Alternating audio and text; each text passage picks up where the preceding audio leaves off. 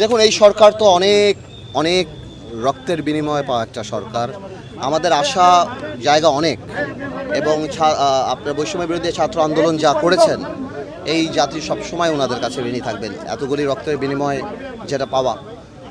কিন্তু আমি যারা যারা শপথ নিয়েছেন ওনাদের গ্রহণযোগ্যতা, সামাজিক গ্রহণযোগ্যতা বা নিজ নিজ কর্মক্ষেত্রে গ্রহণযোগ্যতার ব্যাপারে তো কোনো প্রশ্নই আমরা রাখতে পারি না। ওনারা তো সবাই খুব সাকসেসফুল মানুষ, কিন্তু একটা প্রশ্ন থেকে যায় যে সরকারের মেয়াদটা কতখানি হবে এবং রাষ্ট্র মেরামতের কি কি কাজ ওনারা হাতে নেবেন।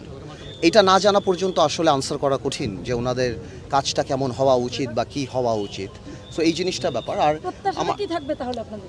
না, আমাদের তো প্রত্যাশা অনেক যে আমরা তো কি থাকবে? না, আমরা তো চাই গণতন্ত্র পুনঃপ্রতিষ্ঠিত হবে, মানুষ ভোট দিতে পারবে, যে ভোটটাও 14 বছর দিতে পারে না।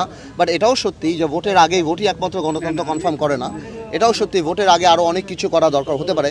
বাট সেই জিনিসটা কি করবে, কতখানি সময় করবে, সেই ব্যাপারে তো ইউনূস সাহেব এবং ওনার যে ক্যাবিনেট ওনারাই ঠিক করবেন। এটা তো আমরা বলতে পারছি। প্রথম আসলে তাদের কি বিষয়ে হাত দেওয়া উচিত, প্রথম কোন কাজগুলো আসলে করা উচিত? আমি মনে করি তো গণতান্ত্রিক ক্ষেত্রে নির্বাচন কমিশনের ব্যাপারটাই তাদের হাত দেওয়া উচিত। নির্বাচন কমিশন পুনর্গঠন থেকে আরম্ভ করে সে ব্যাপারে কথা বলা উচিত।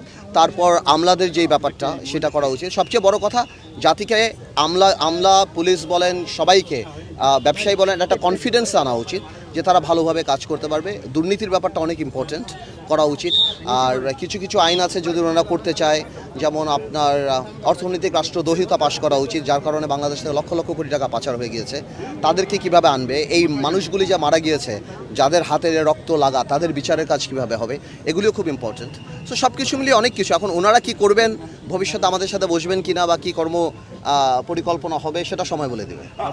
একটা বিষয়, এখন দেশ আসলে সময়টা কতদিন থাকবে আমরা বলতে পারি না, আমরা তো এটাই বলছি। আমরা দেখেছি যে অনেকের সমাজে যারা বিশ্লেষক তারা বলছেন যে এই অন্তর্বর্তীকালীন সরকারের অর্থাৎ সংবিধান অনুযায়ী মেয়াদ 3 মাস অথবা 6 মাসের মধ্যে, তারা বলছেন একটু বেশি হওয়া দরকার রাষ্ট্রের সাথে। তো কোনো মেয়াদই নাই, মানে অর্থাৎ তারা যেটা বলছেন যে তারা বলছেন যে এটি নির্দিষ্ট একটা দীর্ঘ সময় হওয়া দরকার আর কি। না, এটা নির্ভর করে দীর্ঘ সময়ের ব্যাপার না। প্রশ্নটা হলো ওনারা কাজটা কি।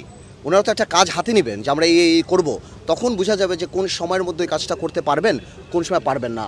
ওই কাজগুলো কি ওনাদের করা উচিত বা ভবিষ্যৎ গণতান্ত্রিক সরকারের করা উচিত, এটা নির্ভর করে যে কি করবেন। আমার মনে হয় সরকারের উচিত এখন রাজনীতিবিদদের সাথে কথা বলা, বড় বড় রাজনৈতিক দল যাদের স্টেক আছে কথা বলে এরকম একটা পরিকল্পনা, যাতে করে পিপল রিপ্রেজেন্টেশনও থাকে, মানুষের রিপ্রেজেন্টেশনও থাকে। এখন তার সংসদ নেই, সো বড় রাজনৈতিক দল যারা আছেন তাদের সাথে কথা বললে অ্যাটলিস্ট মানুষের একটা স্বস্তির জায়গা থাকবে।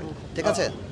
একটা বিষয়, সেটা হচ্ছে দেশে এখন আইন শৃঙ্খলা পরিস্থিতি নিয়ে খুব কথা হচ্ছে, কারণ পুলিশ একদমই নেই, লুটপাটের ঘটনা ঘটছে। সেক্ষেত্রে কি তাদের পুলিশের রিফর্মের দিকে আসলে নজর দেওয়া উচিত? রিফর্ম, পুলিশের কনফিডেন্স ফিরিয়ে আনতে হবে।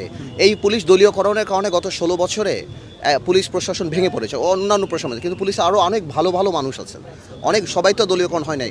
ওনাদেরকে কনফিডেন্স নিয়ে ফিরিয়ে আনতে হবে, তাহলে ঠিক হয়ে যাবে ইনশাল্লাহ। থ্যাংক ইউ ভাই, আমাকে